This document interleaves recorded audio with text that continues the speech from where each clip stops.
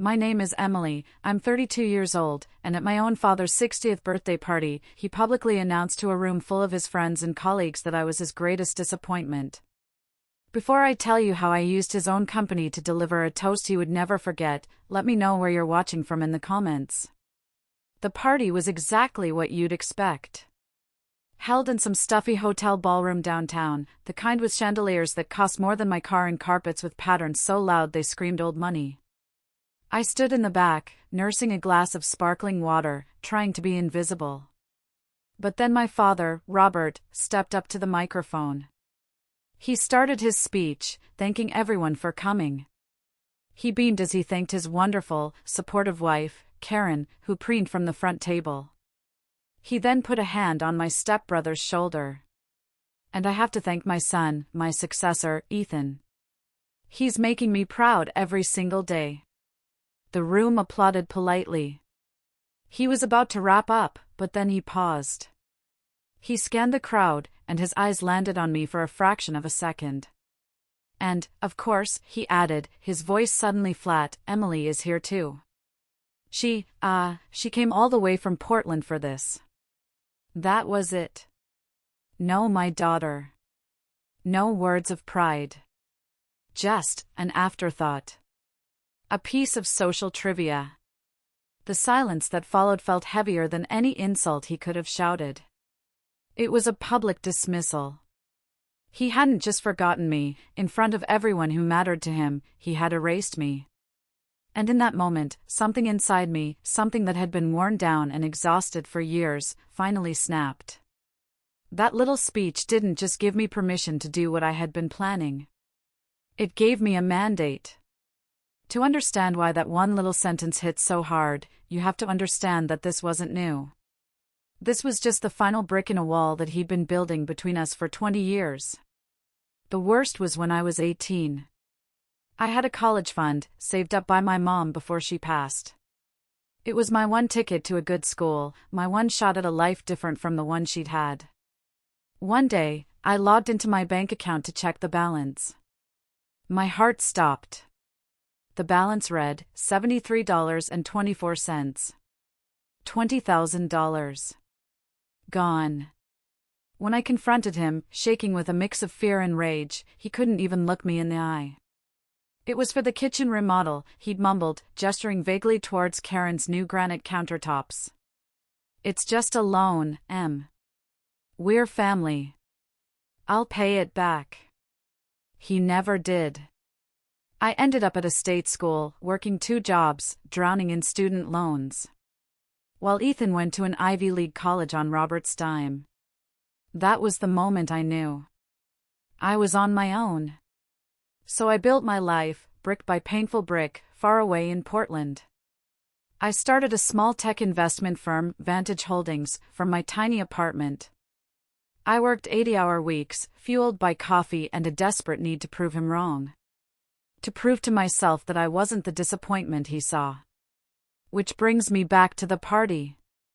As Robert's words hung in the air, my phone buzzed in my pocket. It was a text from my Aunt Linda, my mom's sister. The one person who always had my back. I opened it. It read, remember why you're there. You needed to confirm it with your own eyes. Don't act unless you're sure. Did you find out more about that sterling deal? Aunt Linda was the one who had first tipped me off. A few months ago, my firm, Vantage, had made a strategic investment in a mid-size manufacturing company, Sterling Manufacturing. It was a good deal, solid numbers. I didn't think much of it until Linda called me. You'll never guess who Sterling's biggest client is, she'd said. Your father's company. Suddenly, it all clicked into place. I had come to this party not out of family obligation, but for reconnaissance. I needed to see for myself if anything at all, had changed. So, with that text buzzing in my pocket, I decided to do something I never did before. I stopped avoiding them.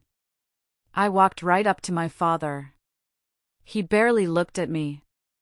Thanks for coming, he mumbled, his eyes already scanning the room for someone more important to talk to. There was no warmth, no recognition. Just a box, checked. Confirmation number 1. Next, Karen slithered over, a champagne flute in her hand. "Oh, Emily, darling," she cooed, her voice dripping with fake sweetness. "Trying to mingle? It must be so hard when you don't have, well, much in common with Robert's world." She looked me up and down, a tiny, smug smile playing on her lips. Confirmation number 2. Then came Ethan. He just gave me that look. You know the one. The one that's half pity, half "I'm so glad I'm not you." He talked about his new promotion, the bonus he was getting. He didn't even ask what I did. He just assumed my life in Portland was some quaint little hobby. Final confirmation. Every fake smile, every veiled insult, it was just another nail in the coffin of the daughter I used to be. The plan was a go. I stepped out onto the balcony for a breath of fresh air, the city lights twinkling below. I needed a moment to center myself before I did it. As I was standing there, a man I vaguely recognized as one of Robert's business partners approached me, bringing a distinguished-looking older man with him. "Emily, I'd like you to meet Michael Davies, our CEO," the partner said. Mr. Davies shook my hand, his grip firm. "Emily Vance," he said, his eyes lighting up with recognition. "Of Vantage Holdings. A pleasure to finally meet you. I've been following your moves. Your acquisition of the Miller patent portfolio last year was brilliant." I felt my blood run cold. He had no idea who I was in that room. He didn't know I was the daughter of the man who worked for him. He just saw me as a peer. A shark. He continued, "The folks at Sterling Manufacturing are certainly lucky to have you on their board now. You've turned that company around." And that was it. That was the last piece. It wasn't just a rumor from Aunt Linda anymore. It was a fact, coming from the mouth of my father's boss. I had the power. And after 20 years of being powerless, I knew exactly what I was going to do with it. I walked back inside. I walked past my father, past Karen and Ethan. I walked straight to the small stage, and I picked up the microphone. A low feedback hum echoed through the room, and all eyes turned to me. "I'd like to say a few words, if I may," I said. My voice didn't shake. It was calm, clear. I looked at my father. My father, in his speech, talked about his legacy. And he was right to do so. He taught me the most valuable lesson I ever learned. He taught me that in business, and in life, every single choice has a consequence. I let that sink in. I could see Karen whispering to Robert, a confused, annoyed look on her face. My choice, years ago, was to leave home and build something of my own. My choice was to found an investment firm called Vantage Holdings. A recent choice led my firm to take a majority stake and a board seat at a company called Sterling Manufacturing. I paused and swept my gaze across the front table. I saw the exact moment the name registered on my father's face. The slight widening of his eyes.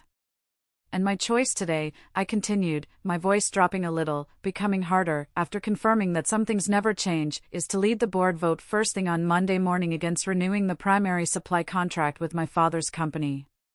A contract which, as I'm sure you know, Dad, is the only thing keeping your division profitable." The silence in that room was absolute. It was so quiet I could hear the ice shifting in someone's glass. Karen's painted-on smile looked like it had cracked. Ethan looked like he'd been slapped. And my father, all the color drained from his face. He looked like he'd seen a ghost. "So, I'd like to make a toast," I said, raising my water glass. "To choices. And to their consequences." I took a sip, placed the microphone back on its stand, and turned to walk away.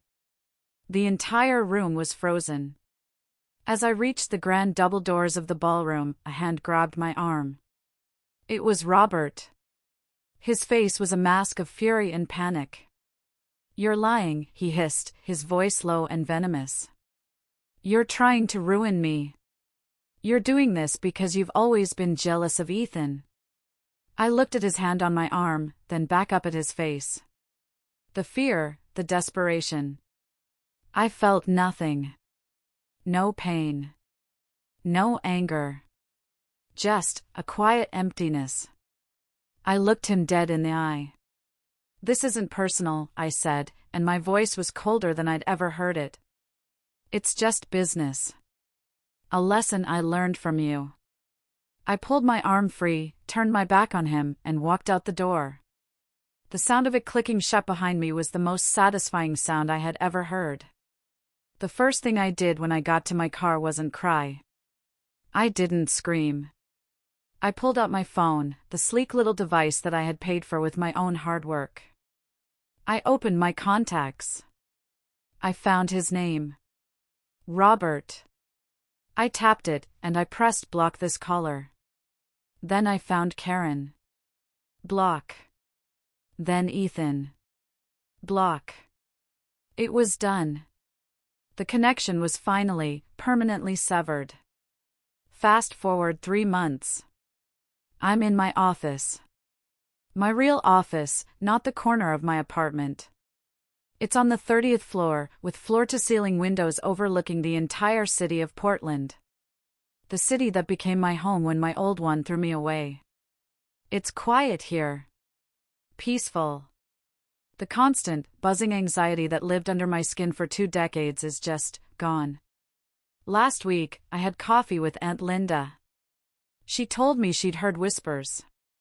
That Robert's company was struggling, that he was being forced into early retirement. That Karen was telling everyone I was a vindictive monster. I just took a sip of my latte.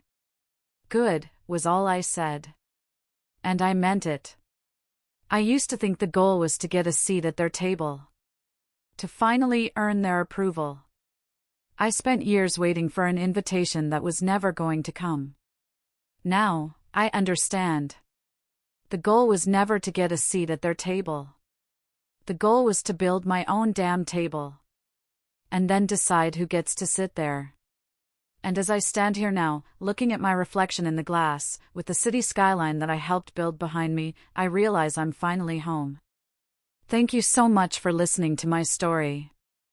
I'm really curious, have you ever had to make a really difficult choice to stand up for yourself, either in your family or at work? Let me know your story in the comments below, I promise I'll read them. And if this story resonated with you, please hit that like button and subscribe for more stories. It really helps the channel out. Thanks for watching.